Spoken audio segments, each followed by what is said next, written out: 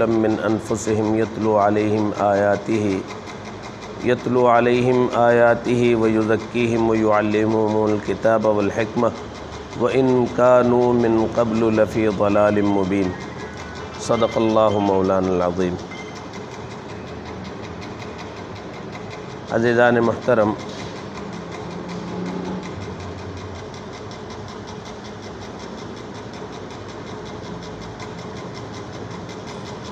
یہ جو آیت کا ایک حصہ میں نے آپ حضرات کے سامنے جو پڑھ کر سنایا ہے،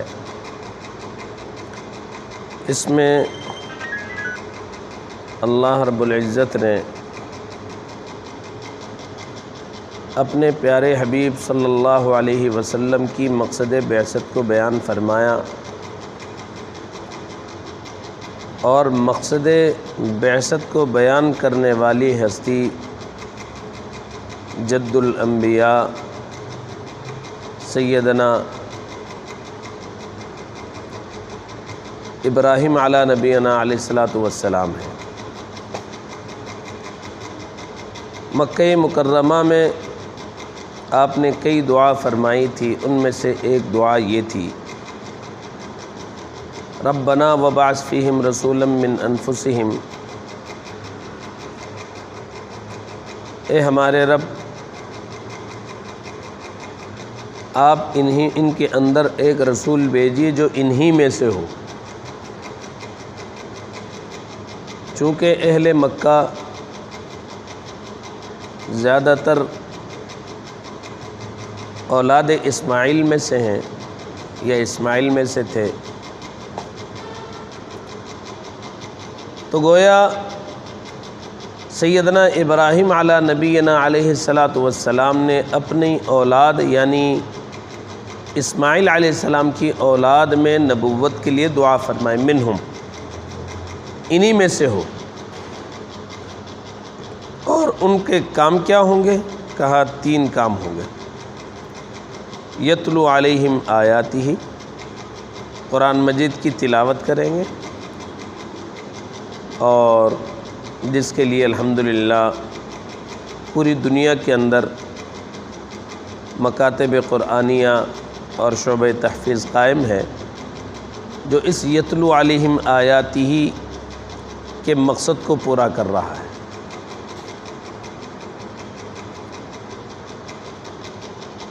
دوسرا مقصد جو نبی علیہ السلام یہاں ابراہیم علیہ الصلاۃ والسلام نے بیان فرمایا دعا کے اندر، وَيُزَكِّيهِمْ، قرآن بھی تلاوت کر کے سنائیں اور اس کے بعد ان کا تزکیہ کریں، وَيُزَكِّيهِمْ، تزکیہ کریں۔ تزکیہ کیا چیز ہے، اس کو سمجھنے کی ضرورت ہے۔ تزکیے کو سمجھنے کے لیے ہمیں حدیث مبارکہ کی طرف جانا ہوگا۔ سید الرسل والانبیاء، خاتم النبیین والمعصومین، احمد مجتبیٰ محمد مصطفیٰ صلی اللہ علیہ وسلم نے اس بات کو سمجھایا ہے۔ قرآن اور حدیث میں اس تزکیے کے نام یا اس کا تذکرہ مختلف انداز میں ہوا ہے۔ کہیں اسے تزکیہ کہا گیا، جیسے ابھی وَيُزَكِّيهِمْ کہا، اسی طرح دوسری آیت میں اللہ نے فرمایا قد افلح من زکاها وقد خاب من دساها، وہاں بھی تزکیہ کہا۔ کہیں کہا واللہ یحب المحسنین، اللہ صفت احسان والوں کو پسند فرماتے ہیں، احسان کا بھی ذکر کیا قرآن نے، اور اس کا نام سلوک بھی ہے۔ اب احسان قرآن کے بعد حدیث نے بیان کیا، جو حدیث جبریل مشہور ہے، سارے دین کا خلاصہ اس میں کیا۔ جبریل علیہ السلام نے نبی علیہ السلام سے خلاصہ دین کا سوال کیا، اور وہ سوال کا مقصد یہ تھا کہ امت کو کامل دین سمجھ میں آ جائے۔ سب سے پہلے وہاں اسلام کا سوال تھا، مل اسلام، تو آپ نے اسلام کی وضاحت فرمائی۔ پھر کہا مل ایمان، آپ نے ایمان کی وضاحت فرمائی۔ اس کے بعد کہا مل احسان، ایمان و اسلام کے بعد جو تیسرا سوال حضرت جبریل علیہ السلام نے اس حدیث میں ارشاد فرمایا، جو سوال کیا وہ احسان کا سوال تھا۔ کہ مل احسان، احسان کیا چیز ہے؟ تو اس احسان کے بارے میں حضور علیہ السلام نے ارشاد فرمایا، ان تعبد اللہ کأنک تراہ فإن لم تکن تراہ فإنہ یراک، کہ اللہ کی بندگی اس کیفیت کے ساتھ ادا کرو کہ گویا تم خدا کو دیکھ رہے ہو، اپنی آنکھوں سے دیکھ رہے ہو یا محسوس کر رہے ہو کہ خدا میرے سامنے ہے۔ فإن لم تکن تراہ، اگر حضوری کی یہ اعلیٰ کیفیت پیدا نہیں کر سکتے تو حضوری کی ادنا کیفیت کم سے کم یہ پیدا کرو، فإن لم تکن تراہ فإنہ یراک، کہ اللہ کو میں تو نہیں دیکھ رہا لیکن اللہ مجھے دیکھ رہا ہے، اللہ مجھے دیکھ رہا ہے۔ یہ صفت حضوری کا ادنا درجہ ہے، اور اتنا بھی حاصل ہو جائے تو کہتے ہیں وہ اسے تزکیہ حاصل ہو گیا، اسے نسبت حاصل ہو گئی، اس کا وصال ہو گیا، اور اس جد و جہد میں جو لگا رہتا ہے، کہا یہ سلوک میں لگا ہوا ہے، یہ سالک ہے، یہ سلوک میں لگا ہوا ہے، یہ سالک ہے۔ جب یہ نسبت حاصل کر لے، کہا یہ واصل ہے، اسے وصال ہو گیا، یا یہ عارف باللہ ہے، اسے معرفت ربانی کا حصول ہو گیا، اسے معرفت ربانی حاصل ہو گئی۔ تو یہ قرآن و حدیث سے ثابت چیز، یہ چمبا چیز نہیں ہے، اور 1400 سال کی امت کے اتقیاء، علماء، اشخاص اس عمل سے جڑے ہوئے ہیں، اور سینہ بسینہ اس آگ کو لیے ہوئے چلے آ رہے ہیں۔ اسی لیے اس کو مختلف، چونکہ اس کی خاصیت کیا ہے، یہ کیا ہے سلوک، یہ وصال کیا ہے؟ وصال کہتے ہیں اللہ کی محبت کو اپنے دل میں راسخ کر لینا، جاذب کر لینا، اللہ کی عشق و محبت کو پا لینا، یہ ہے، اسی کا نام نسبت ہے۔ اسی لیے کسی اللہ والے نے کیا خوب کہا، جو آگ کی خاصیت وہی عشق کی خاصیت، جو آگ کی خاصیت وہی عشق کی خاصیت، ایک خانہ بخانہ ہے، ایک سینہ بسینہ ہے، ایک خانہ بخانہ ہے، ایک سینہ بسینہ ہے۔ آگ بھی تسلسل کے ساتھ، آج کل تو خیر وہ رواج ختم ہو گیا، آج کل ماچس وغیرہ یہ چیزیں آ گئیں، بہت ساری چیزیں آ گئی، لائٹر وغیرہ، ماچس وغیرہ آ گئے، اس کے ذریعے سے آگ روشن کیا جاتا ہے، آگ جلائی جاتی ہے، آگ کو دہکایا جاتا ہے۔ لیکن پہلے ایسا ہوتا تھا کہ ہر گھر میں آگ رکھی جاتی تھی، کسی گھر میں آگ بجھ جائے تو دوسرے گھر سے وہ آگ لائی جاتی تھی، پھر اسے سوکھی لکڑیوں میں لگا کے اس کو جلا کے پھر ایک راکھ کا ڈھیر رکھا جاتا تو اس کے اندر آگ موجود رہتی تھی، آگ رکھی جاتی تھی۔ تو اسی لیے کہا کہ جو آگ کی خاصیت وہی عشق کی خاصیت، ایک خانہ بخانہ ہے، ایک سینہ بسینہ ہے۔ اللہ اور اس کے رسول کی عشق اور محبت یہ سینہ بسینہ چلا رہا ہے۔ سب سے پہلے اس عمل کو سید الرسل والانبیاء، خاتم النبیین والمعصومین نے اپنے سینے سے صحابہ کے سینے میں منتقل کیا، اس آگ کی خاصیت، اس عشق کی خاصیت کو ادھر منتقل کیا، ان میں وہ عشق کا جذبہ پیدا کیا، ان میں وہ جذب پیدا ہوا۔ پھر اس کے بعد ان سے یہ سلسلہ چل کر آگے تابعین میں آیا، پھر تابعین کے اندر خوب بڑھکا، پھر وہاں سے تبع تابعین میں منتقل ہوا، پھر تبع تابعین سے ائمہ ہدا، اہل دل، اور یہ جو ائمہ طریقت ہے ان سے ہوتا ہوا، اور یہ ہوتے ہوتے ہوتے ہم تک پہنچا۔ اس وقت اس عمل سے دنیا کے جو امت ہیں، امت اہل اسلام، کچھ تو جڑے ہوئے ہیں، اکثر غافل ہیں۔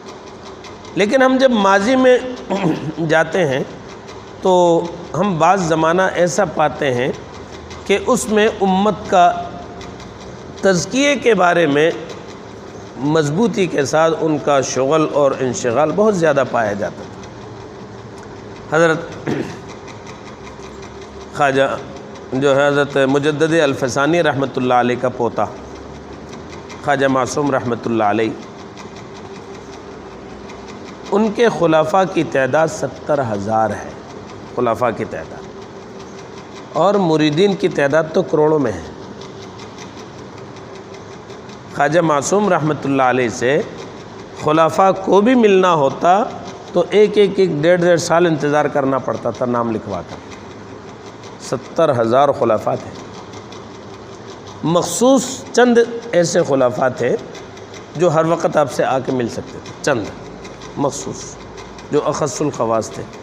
باقی جو خلفاء تھے انہیں 1.5 سال انتظار کرنا پڑتا حضرت سے ملاقات کے لیے، تنہائی میں، خلوت میں ملنے کے لیے۔ اور مریدین کی بھی ملاقات کے لیے لمبی فہرست ہوتی تھی، سالوں کے لیے لسٹیں، تاریخیں طے ہوتی تھی، فلاں تاریخ اتنے بج کر اتنے منٹ پر تمہارا ٹائم ہے، فلاں تاریخ اتنے بجے تمہارا ٹائم ہے۔ اس وقت ٹائمنگ اوقات گھنٹے کے حساب سے نہیں، جیسے ظہر کے بعد انہیں اندازہ ہے کہ ایک ظہر سے لے کر عصر کے درمیان مثال کے طور پر ایک ملاقات چل رہی ہے، تو اس ملاقات کے درمیان 50 آدمی مل سکتے ہیں، ایک مثال ہے، تو 50 کے نام اس میں لکھ دیے جاتے کہ بعد ظہر 50 آدمیوں میں تمہارا بھی نام ہے، بعد عشاء 50 آدمیوں میں تمہارا بھی نام ہے۔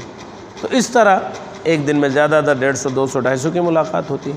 اب لاکھوں کروڑوں مریدین ہیں، سب سے تو بیک وقت ملاقات نہیں ہو سکتی تھی، اسی لیے سالوں بعد ان کی باری آتی ہے، اور خلفاء کی باری بھی 1.5 سال 1 سال 1.25 سال لگ جاتے ہیں۔ یعنی اس کا مقصد یہ ہے کہ اس وقت اس عمل سے اہل اسلام کی نسبت اتنی زیادہ تھی، اتنا لگاؤ تھا کہ کوئی فرد اس سے غافل رہنا نہیں چاہتا تھا۔ اسی طرح جب ہم آثار قدیمہ کے اندر تلاش میں جب وسطی ایشیائی ریاستوں میں یا افریقہ کے خاک چھاننے کے لیے نکلتے ہیں تو وہاں بھی ایسے ہی نظر آتا ہے۔ ہر مسجد میں جو پرانی مسجدیں نظر آتی ہیں تو وہاں 3 مراکز، وہاں ہر مسجد میں، اسی طرح وسطی ایشیائی ریاستوں میں، اسی طرح افریقہ کی ریاستوں میں، یہ 3 ہمیں، چونکہ ان کی پرانی عمارتیں اب بھی بعض جگہ موجود ہیں کچھ، تو وہاں یہ 3 چیزیں ہمیں ملتی ہیں۔